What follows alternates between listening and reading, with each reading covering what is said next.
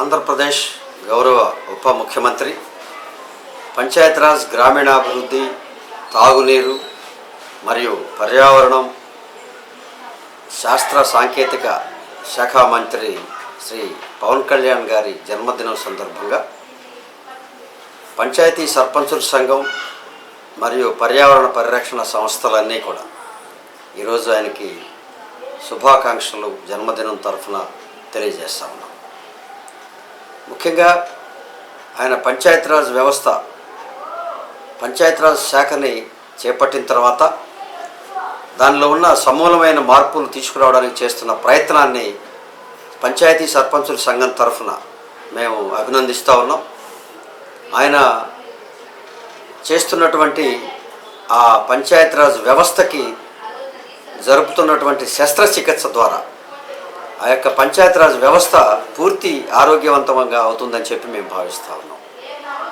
ఇప్పుడు మేము చూస్తే ఈ 3 నెలల్లో ఆయన చేసినటువంటి అనేక ప్రయత్నాలు, అనేక రివ్యూలు, అనేక సమీక్షల ద్వారా పంచాయతీలకు రావాల్సిన గత ప్రభుత్వం చేసినటువంటి బకాయిలన్నీ కూడా ఈరోజు 1300 కోట్లకు పైగా ఈరోజు గ్రామ పంచాయతీలకి తీసుకురావడం, అలాగే మండల పరిషత్, జిల్లా పరిషత్తులకు కూడా ఆయన అందించడం ద్వారా ఈరోజు గ్రామాలన్నీ కూడా సుభిక్షంగా అనేక కార్యక్రమాలతో, అభివృద్ధి కార్యక్రమాలతో ముందుకు సాగేందుకు సిద్ధంగా ఉన్నాయని చెప్పి మేము భావిస్తూ ఉన్నాం. ఆయన్ని అభినందిస్తూ ఆయనకి కృతజ్ఞతలు తెలియజేసుకుంటాం.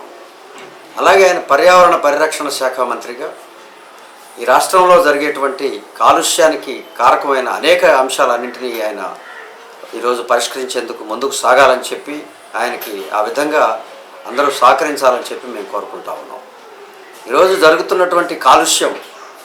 పెరుగుతున్నటువంటి కాలుష్యాన్ని మనందరం నివారించాల్సినటువంటి పరిస్థితుల్లో ప్రజలుగా మనందరం కూడా ముందుకు సాగాలి. ప్రభుత్వానికి అండగా ఉండాలి. ప్రభుత్వం కూడా చిత్తశుద్ధితో ఆయా కార్యక్రమాలు నిర్వహించాలి. ముఖ్యంగా అధికారులు చిత్తశుద్ధి లోపంతో, వారు స్వార్థంతో నిర్వహిస్తున్న అనేక కార్యక్రమాల వైఫల్యం ద్వారా మాత్రమే ఈరోజు ప్రజలకు పర్యావరణం అందట్లేదు, ప్రకృతి దూరం అయిపోతూ ఉందని చెప్పడంలో ఎలాంటి సందేహం లేదు. దానికి కారణం అనేక ప్రమాదాలు చూస్తూ ఉన్నాం. నిన్నగాక మొన్న విశాఖపట్నంలో జరిగినటువంటి ప్రమాదంలో చనిపోయినటువంటి పరిస్థితులు, విధ్వంసం చూస్తే అది నిక్కచ్చిగా అధికారుల వైఫల్యం, పర్యావరణ పరిరక్షణ కాపాడడంలో, కాలుష్యాన్ని నివారించడంలో కాలుష్య నియంత్రణ మండలి అనేటువంటి సంస్థ ఈరోజు వైఫల్యంగా మనందరం భావించాలి. దాన్ని పర్యవేక్షించి అనేక మంది అధికారులు వైఫల్యంగా మనం భావించాలి.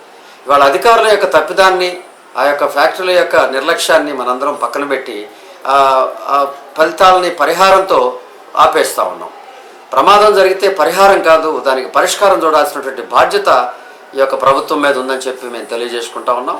అలాగే ఈ యొక్క పర్యావరణ పరిరక్షణ జరిగేటువంటి ఈ ప్రక్రియలో ఆ శాఖకు మంత్రిగా పవన్ కళ్యాణ్ గారి సారథ్యంలో భవిష్యత్తులో ఈ యొక్క ఆంధ్రప్రదేశ్ని గ్రీన్ ఆంధ్రప్రదేశ్గా మార్చేందుకు జరిగే ప్రక్రియ తప్పనిసరిగా జరుగుతుందని మా విశ్వాసం, మా నమ్మకంగా మేము భావిస్తూ ఉన్నాం. ఈరోజు జరుగుతున్నటువంటి ఈ యొక్క వనమహోత్సవం కార్యక్రమాన్ని ఈరోజు ప్రజలందరూ తనకు తానుగా ముందుకు తీసుకోవాలి. ప్రతి ఒక్కరూ తమ యొక్క ఇంటిలో లేదా తమ పరిసరాల్లో ఒక మొక్కను నాటి దానిని సంరక్షించాల్సినటువంటి బాధ్యతగా మనందరం ముందుకు సాగాలి. ఆక్సిజన్ ఇచ్చే మొక్కల్ని మనందరం నాటాలి. అలాగే కాలుష్యాన్ని నివారించేందుకు జరిగే పరిసరాల పరిశుభ్రత, అలాంటి వాటన్నిటినీ మనందరం పాటించాల్సినటువంటి అవసరం ఉందని చెప్పి తెలియజేసుకుంటూ, ఈ యొక్క ఆంధ్రప్రదేశ్ పర్యావరణ శాఖ మంత్రిగా, పంచాయతీరాజ్ శాఖ మంత్రిగా ఆయన 70% ఉన్నటువంటి గ్రామీణ ప్రాంతాలు, గ్రామాల యొక్క మంత్రిగా, అలాగే 30% ఉన్నటువంటి అడవుల శాఖకు మంత్రిగా ఈరోజు 100% యొక్క ఆంధ్రప్రదేశ్కు బాధ్యతాయుతమైన మంత్రిగా శ్రీ పవన్ కళ్యాణ్ గారిని అభినందిస్తూ ఆయనకి మరొకసారి జన్మదిన శుభాకాంక్షలు పంచాయతీ సర్పంచుల సంఘం మరియు స్థానిక సంస్థల తరఫున, పర్యావరణ పరిరక్షణ సంస్థల తరఫున ఈ యొక్క అభినందనలు తెలియజేసుకుంటా ఉన్నాం. నమస్తే.